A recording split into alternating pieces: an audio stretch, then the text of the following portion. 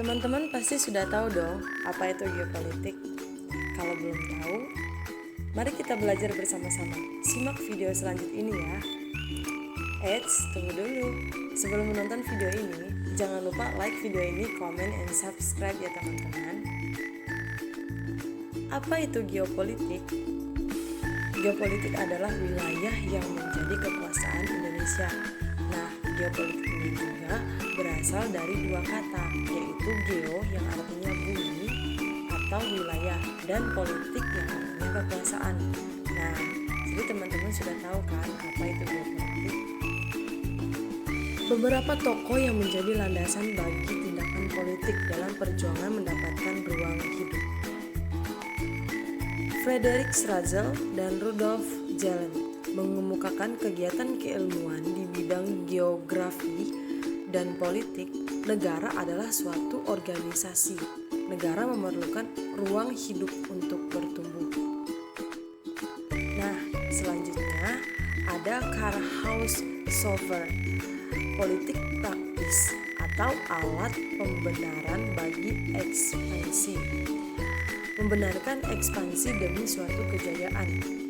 Penekanan doktrin negara menitik beratkan soal-soal strategis perbatasan. Lanjut ya teman-teman, pembahasan dari perkembangan teori geopolitik.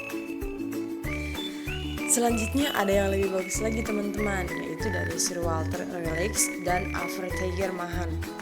Nah, menurut Sir Walter Raleigh dan Alfred Mahan mengenai kekuatan kelautan.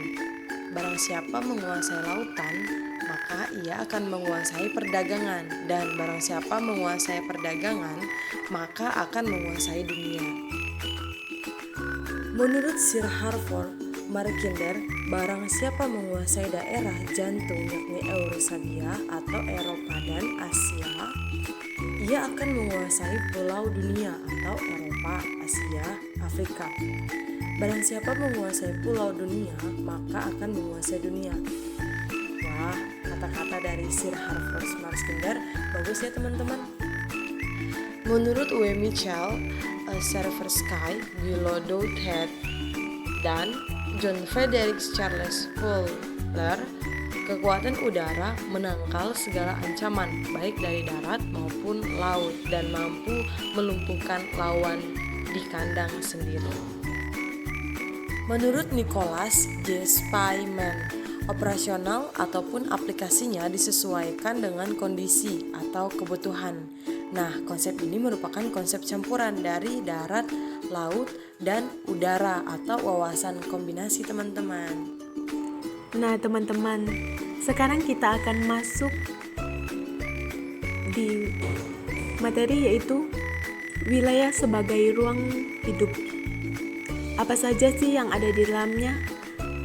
Mari kita masuk. Yang pertama yaitu wilayah menjadi unsur terbentuknya negara. Yang kedua yaitu dapat berfungsi sebagai ruang hidup bagi bangsa yang telah memiliki negara. Dan yang ketiga yaitu dapat mengembangkan kehidupan dan menyediakan ruang gerak bagi bangsa. Dan yang keempat yaitu terdapat kekayaan atau menyediakan sumber daya alam yang dibutuhkan bangsa. Dan yang kelima yaitu terdapat batasan-batasan wilayah untuk menjaga sumber daya alam. Nah, menurut Marshall Kelly pada abad ke-17, dalam merebut dan mempertahankan kekuasaan dilakukan dengan menghalalkan segala cara. Politik adu domba adalah sah dilakukan untuk menjaga kekuasaan oleh suatu rezim. Dalam kehidupan politik, yang kuat pasti akan menang. Napoleon Bonaparte. Pada abad ke-18, perang di masa depan merupakan perang total yang menggerakkan seluruh potensi nasional. Oleh karena itu, kekuatan politik harus disertai kekuatan logistik atau ekonomi nasional. Kekuatan juga ditunjang oleh faktor sosial, budaya, dan iptek demi terbentuknya hankam yang handal. Sewits. Pada abad ke-18, perang merupakan sesuatu yang sah-sah saja dilakukan untuk mencapai tujuan nasional. Menurut Feuerbach dan Hegel, komunisme dan kapitalisme, paham kapitalisme pada saat itu sangat erat dengan kolonialisme, imperialisme yang mendorong terjadinya penjajahan pada waktu itu. Pada abad ke-19, perang merupakan kelanjutan politik dengan cara kekerasan. Xian Weili dan Sidney. Kemantapan suatu sistem politik dapat kita capai apabila sistem tersebut berakar pada kebudayaan politik bangsa yang bersangkutan.